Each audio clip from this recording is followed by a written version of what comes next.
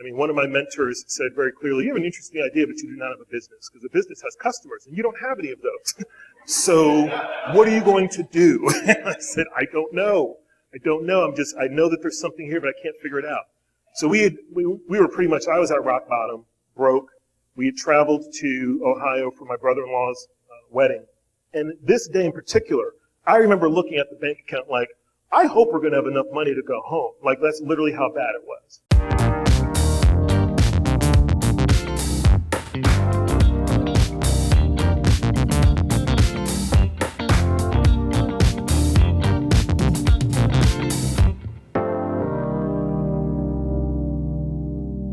I'm really glad to have this opportunity to share a story of failure, because it's really a neat opportunity to sort of change the conversation.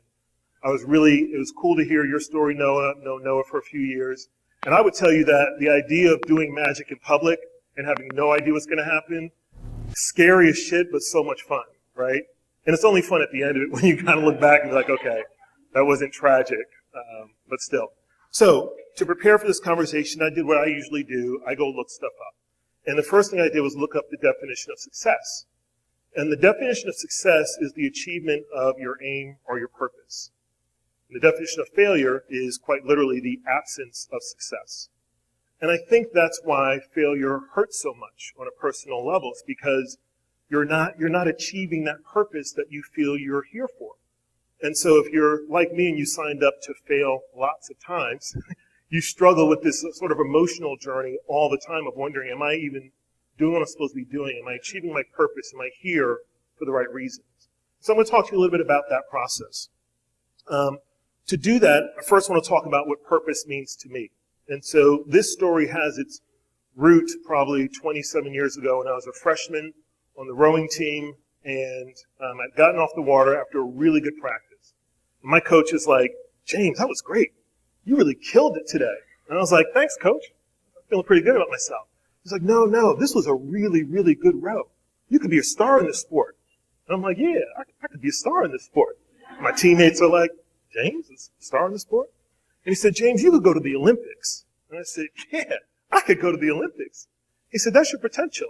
I said, yeah, that's my potential. And he goes, and that just means you haven't done it yet. I was like, oh, okay. Brought me back down to earth. And probably in that moment, I didn't know it quite then, but it set me up for the rest of my life to be really passionate about this notion of sort of fulfilling potential, right? So for me, my purpose in life is to not only fulfill my own potential, it's to really help other people do that as well. That is why I feel like I'm here. And so I also have loved storytelling and writing my whole life. It's in the name of our business, for crying out loud, so you hope I'm passionate about that. And I think when I decided that it was time to do something new and different, which is code for lost my job, time to find a new path.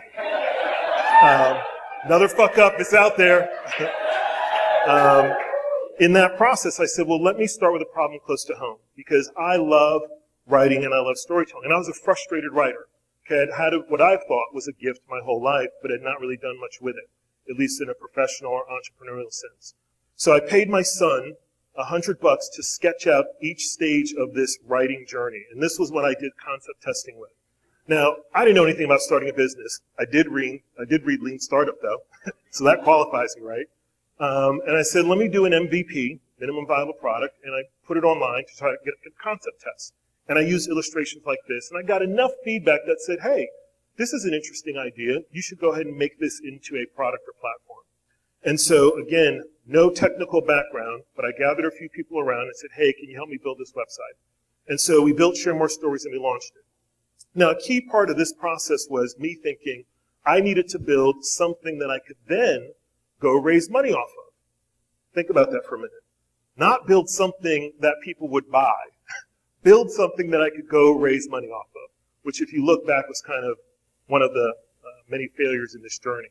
But nevertheless, that was the process I was on. And so, back in 2014, everybody was crowdfunding, so why not me?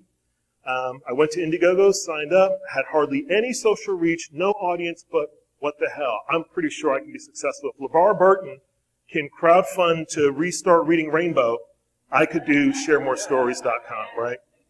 And so, as you can see, it didn't work out quite the way I thought. That little aqua green teal bar is the most insulting thing on this entire chart. Like they should have just taken it off and just said you didn't reach your goal. But they made it super clear how little of the goal I met. And I had to stare at this thing pretty much every day from the start of the campaign. Jen Pike, who's one of my dear friends and also one of my teammates, I remember when I started the campaign, she said, well, it's not going to turn out the way you think it is, but you're going to learn a lot. And I was like, that's not a ringing endorsement, but okay. And she was right. It didn't turn out the way, at least I hoped. And so, when you're failing in public, it's a brutal, brutal existence. And when you're starting a business, that failure is almost every second of every day because in the most literal sense, based on the definition I shared, you've never fully achieved your purpose. You've never fully achieved the vision that you've aimed to go after. And so sometimes you find yourself kind of wandering around, asking yourself, how did I get here? Where am I? And what do I do next? And it can be a very lonely and almost debilitating experience. But as I started to process that, I said, what happens when I fail? And what I realized is what happens for me is failure makes me dream. I dream about a better life for my family. I dream about what the things that I want to accomplish to make their lives better. And so then I started thinking, not just then, but even preparing for this conversation, what does dreaming have to do with failure? And this picture is taken from another day of failure. We were probably a year and change into the launch of Share More Stories, and it was going miserably. I mean, one of my mentors said very clearly, you have an interesting idea, but you do not have a business, because a business has customers, and you don't have any of those. So what are you going to do? And I said, I don't know. I know that there's something here, but I can't figure it out. So we were pretty much, I was at rock bottom, broke. We had traveled to Ohio for my brother-in-law's wedding. And this day in particular, I remember looking at the bank account like, I hope we're going to have enough money to go home. Like, that's literally how bad it was. And you wouldn't know it by the expression of my face. I was sleeping quite peacefully there with my young son in my arms. And it occurs to me that, for me, the dream state is where I go to sort of find a little refuge from the terror and the fear and the anxiety of my failure. And so then I ask myself, well, what happens after I dream when I wake up? And for me, when I wake up from my dream, I create aspirations in my head. I decide what I want to do about that. And from my aspirations comes action. I do something. It's usually something different than I did in the first place, because that was a fuck up, and I'm trying not to repeat those too many times. But after I do, guess what happens? I fail again. And so for me, the cycle is not, fail, test, learn, fail, repeat. It's fail, dream, aspire, do, and fail again. And for me, it's not a vicious cycle. It is a staircase towards purpose. And so for me, the purpose is, very grandiose. Everybody wants to change the world. I very much want to change the world one person's story at a time. My team and I would like to do that at greater scale, of course, so one story at a time is a metaphor, not literally.